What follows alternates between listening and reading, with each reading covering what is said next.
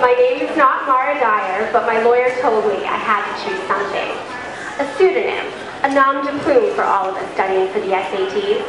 I know that having a fake name is strange, but trust me, it's the most normal thing about my life right now. Even telling you this much probably isn't smart. But without my big mouth, no one would know that a 17-year-old who likes Death Cab for Cutie was responsible for the murders. No one would know that somewhere out there is a B student with a body count. And it's important that you know, so you're not next. Rachel's birthday was the beginning. This is what I remember. The ornate script on the board twisted in the candlelight, making the letters and numbers dance in my head.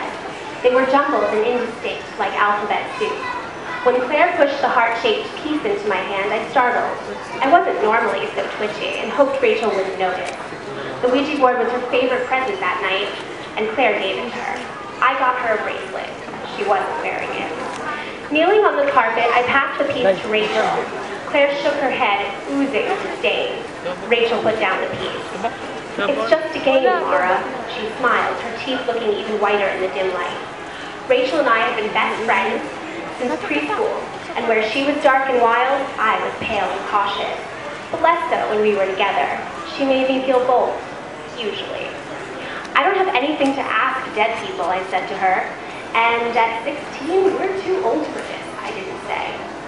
Ask whether Jude will ever like you back. Claire's voice was innocent, but I knew better. My cheeks flamed, but I stifled the urge to snap at her and laughed it off. Can I ask it for a car? Is this like a dead Santa scenario? Actually, since it's my birthday, I'm going first. Rachel put her fingers on the piece. Claire and I followed her. Oh, Rachel, ask it how you're going to die.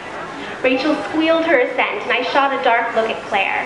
Since moving here 6 months ago, she'd latched on to my best friends like a starving leech. Her twin missions in life were now to make me feel like the third wheel, and to torture me for my crush on her brother, Jude. I was equally sick of both. Remember not to push, Claire ordered me. Got it, thanks. Anything else? But Rachel interrupted us before we could descend into bickering. How am I going to die? The three of us watched the board. My calves prickled from kneeling on Rachel's carpet for so long, and the backs of my knees felt clammy. Nothing happened. Then something did. We looked at each other as the piece moved under our hands. It semicircled the board, sailing past A through K, and crept past L. It settled on M. Murder? Claire's voice was soaked with excitement. She was so sketchy. What did Rachel see in her? The piece glided in the wrong direction, away from U and R, landing on A. Rachel looked confused. Matches? Mauling, Claire asked. Maybe you start a forest fire and get eaten by Smokey the Bear. Rachel laughed, briefly dissolving the panic that had slithered into my stomach.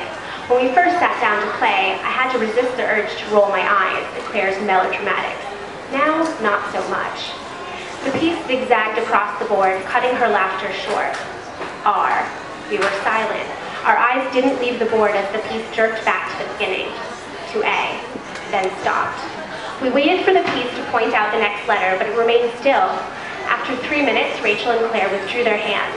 I felt them watching me. It wants you to ask something, Rachel said softly. If by it you mean Claire, I'm sure that's true. I stood up, shaking and nauseous. I was done.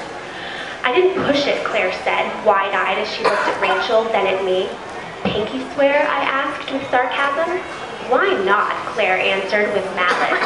She stood and walked closer to me, too close. Her green eyes were dangerous. I didn't push it, she said again. It wants you to play. Rachel grabbed my hand and pulled herself up off the floor. She looked straight at Claire. I believe you, she said, but let's do something else. Like what? Claire's voice was flat, and I stared right back at her, unflinching. Here we go. We can watch The Blair Witch Project, Claire's favorite, naturally. How about it? Rachel's voice was tentative but firm. I tore my eyes away from Claire's and nodded, managing a smile. Claire did the same. Rachel relaxed, but I didn't. For her sake, though, I tried to swallow my anger and unease as we settled in to watch the movie. Rachel popped in the DVD and blew out the candles.